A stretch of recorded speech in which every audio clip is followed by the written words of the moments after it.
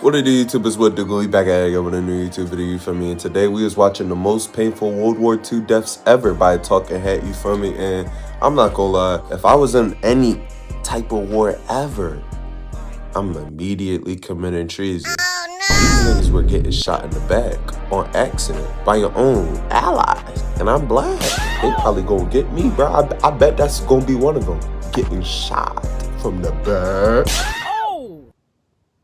Back shot? Shut your stupid The tank incident. On May 14th, 1940, dawn crept over the burning village of Ston as a German column of about 50 soldiers moved along the narrow road. Their rifles were slung and they marched in with confidence certain the French had fled. You see, the two forces had been battling all day for control of the tight narrow village, but the German weren't too concerned of the French as they were typically seen as easy to defeat, and the Germans had reinforcements coming in. The 50 troops began to clear out the village, effectively covering the area in smoke and soot, making it extremely difficult to see. But just as the men were beginning to relax, that's when the smoke finally began to clear, revealing a 31-ton steel beast, barely even a couple meters away. The German soldiers froze because most men at the time had never actually seen or dealt with a tank face to face. And to add to their trouble, their anti-tank weaponry wasn't even set up yet. The men began panicking and tried to run away. But the only issue was that the village was a very, very narrow road.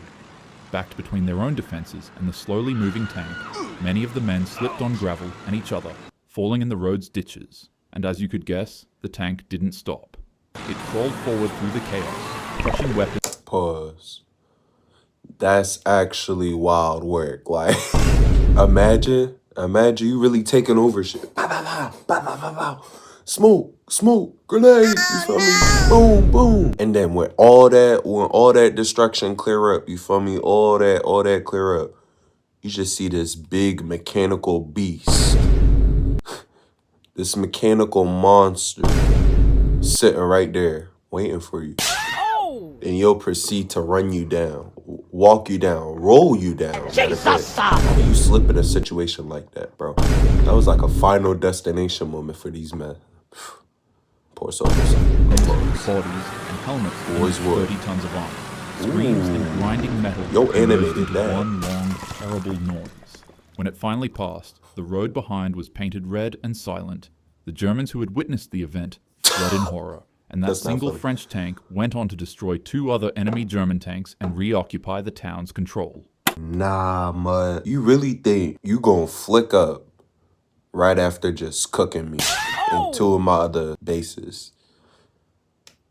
Now I understand why some countries, you feel me, just don't like some other countries. That's like, I know you remember 40 years ago, y'all took that hard-ass picture. I ain't never forget, bro.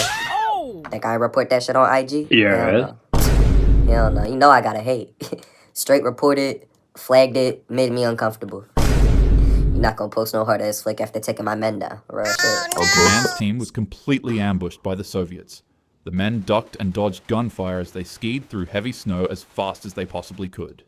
You see, just moments earlier, this man was leading his squad to prepare an assault against an unsuspecting Soviet skiing group. But little did he know that 2 Soviet platoons were planning an even bigger ambush on him and his team. The group would ski non-stop for nearly 2 days in order to escape the Russians. But even at that, their enemies were still on their tail. That's Cold, kinda starving, hard. and completely exhausted, the soldier became sluggish and began falling behind in speed with his team. In that moment of despair, the man remembered that he had a pack of, the things that these guys make, all stuffed inside of his pocket. The man tried to take just one, but due to his big mittens and violently shaking hands, he decided that it'd be easier to consume the entire container. Instantly, a surge of energy overcame the man. He was no longer cold, hungry, or tired. And he began skiing like a literal lunatic. Then he blacked out. Horrifyingly enough, even though the man was completely unconscious, he still kept skiing. The man woke up in the middle of nowhere with no food, weapons, or supplies. And, he also realized that he accidentally left his team behind. He kept skiing, eventually stumbling across the camp of enemies he and his team were literally running away from. Instead of avoiding them, the man was manic. He didn't care, and he skied right through the middle of the enemy's camp with some of the Russian soldiers, even making room for him. And he kept skiing without food, shelter, or teammates for 7 days. Eventually, in his deluded state, the man found his team's camp. He stepped inside searching for help and warmth, and that's They when were he'd dead. hear a click. In an instant, the man's vision went white. He had stepped on a landmine and nearly blew his leg off. Deeply wounded, the man got back up and attempted to go inside one of the base cabins. But when he opened the door, he'd be welcomed to another untimely surprise. The man's body would be left to freeze in the snow for days. But to the utter shock of soldiers that stumbled across him, he was still alive. They brought him back to camp and found that he survived a Soviet ambush, stepping on 2 landmines and freezing alive in the snow. Most insanely, however, they discovered that he skied 250 miles in a week. Pause. He stepped on another land. Bro, you gotta lose some ore for that. But you still gain ore because 400 kilometers? Nah, bro. Didn't his team set the landmines? What was bro sleep during? Like, you feel me? Everybody was putting them down? Y'all wasn't paying attention? That's how I died. You feel me? This is real. This is real. Like, that's how I died, bro. Like, shit, I ain't know. I was probably the one who put the landmine down. He ain't slick, bro. And his heart rate was still jumping at an insane 200 beats per minute. Most battles in history are simply competitions of engineering, courage, and strategy. The Reptilian Incident. In the final year of World War II, the British Army launched an assault on Ramsey Island, a remote outpost off the coast of Burma. Their goal was simple. They needed to capture the island's airfield and drive out the Japanese garrison entrenched in its mangrove swamps. After a few days of fierce fighting, the Japanese lines finally broke, leaving nearly 1,000 soldiers stranded in the fetid marshlands. Surrounded and out of supplies, the remaining 1,000 Japanese soldiers were left with no other option but to flee through the swamps under cover of darkness so that they could retreat away. But Knowing them what they didn't gators necessarily go. realize is that the mangroves of Ramree hid a huge reptilian nightmare. Beneath the waters of the marsh that the soldiers were trying to escape through waited an unbelievable amount of 20-foot saltwater crocodiles. As the soldiers moved deeper and deeper into the muddy water, the night's silence broke out with chaos. British troops positioned along the perimeter later recalled hearing screams, splashes, and bursts of echoing throughout the swamp, followed by the guttural roars of the predators. Men were dragged into the deep waters of the swamp by the crocodiles. Heads were crushed by jaws. Some were torn to shreds, and others were swallowed whole by the beasts. When morning came, the swamp was silent. The British patrols found supplies half buried in mud, torn uniforms tangled in roots, and the heavy drag marks of massive reptilian tails. Out of the 1,000 Japanese soldiers who entered the swamp, only 20 came out alive. The massacre was so profound that many historians today still debate and argue with each other on the topic's validity because of its sheer insanity. 980 Many heads. and witness reports from soldiers on the battlefield entail that most of the soldiers were in fact devoured by crocodiles. Nonetheless, in just a few days, the entire army that entered the swamp completely disappeared. Pause. I noticed my lips are a little... Let me go ahead and fix that. Why didn't you tell me? And 980 heads? Yeah, bro, these are actually the most dangerous creatures on the planet Earth, bro. But alligators, like, they're actually a different breed. How many of them did it take?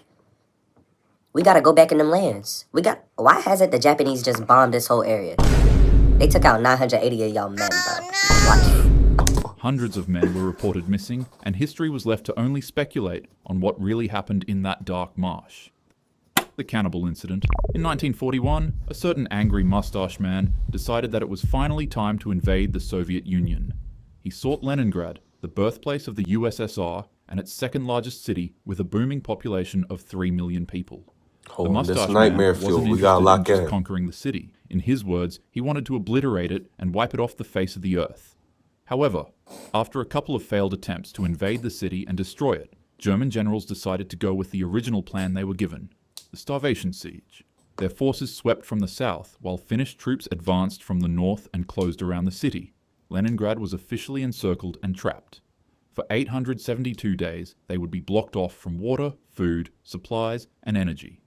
The city was effectively cut off from the world, and more than 2 million civilians would be subjected to relentless plane bombings, artillery shelling, freezing temperatures, and worst of all, starvation. As the days passed on, civilians were given ration cards so that they could eat half of a bread slice each day. And to add to that, the bread wasn't really even food. Instead of being made with flour and sugar, the bread the people were given to eat was mainly made of sawdust and animal feed. Nonetheless, it was still considered as one of the most valuable food items in the city. People withered away into walking skeletons on the streets, they burned books and furniture for warmth, and boiled leather belts for food. But it wasn't enough. Families would be left with no option but to eat wallpapers, dirt, rodents, and even their own pets for survival. However, when that failed, starvation eventually broke the last barrier of human morality. On a freezing cold afternoon, a plumber at a packing plant was one of the first to commit the atrocity. Cause I was ready to say, bro, I was just ready to say, like, half a bread, half a slice of bread, half a slice of doo-doo bread, actually. That bread was made out of bullshit. Sawdust, nigga. The same shit some pigs eating, some chow, my nigga. Chow and sawdust, bro. Made into half a slice of bread. Jesus! I promise you, after 3 days of that bullshit, I'm crashing. I'm crashing. After 3 days. And that's 1.5 slices of bread. 1.5 slices of bread later, somebody's getting killed for their slice of bread. Because I don't care. I don't care, bro. I'm not getting no half. You gonna give me the full slice. I don't care if it's bullshit, okay? I need to be fed. Matter of fact, I'm gonna need 2. I'm taking 3 heads off a day. Jesus! And I still need my rations. Where the bro? Until they can eventually die down and up the ratio, because I'm gonna need more. Like, what, bro? I'm doing whatever it takes, too. I'm gonna get my bread, bro. It don't matter what. It don't matter what. You feel me? What type of bread it is. Money bread, doo-doo bread, or loaf. Bro, shit, I'm gonna make my jelly sandwich. He couldn't stand the state his sons and nieces were in, so when he found himself alone with his wife, he attacked her.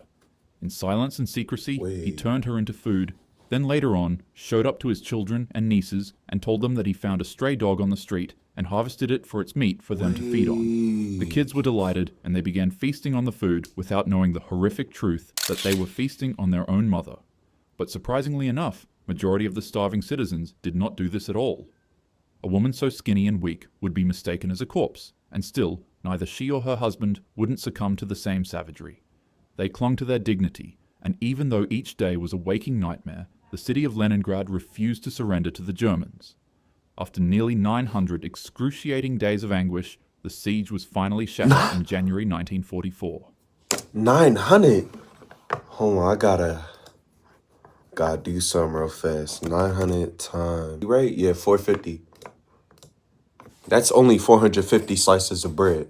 How many slices are in a loaf? 20 to 24? Do some math. Let's do some math. I did all that for 19 loaves of bread. I went through all that time for 19 loaves of doo-doo bread. You feel me? Hear me out. Hear me out. Hear me out. I'm not sharing my wife, bro. I'm being greedy. Now, I'm not saying that I would, you feel me, and cook her up like that. But if I would happen to do that, I'm not sharing with my kids, bro. That's my kill. That's my KD. Get your ratio up, real shit. You feel me? One down.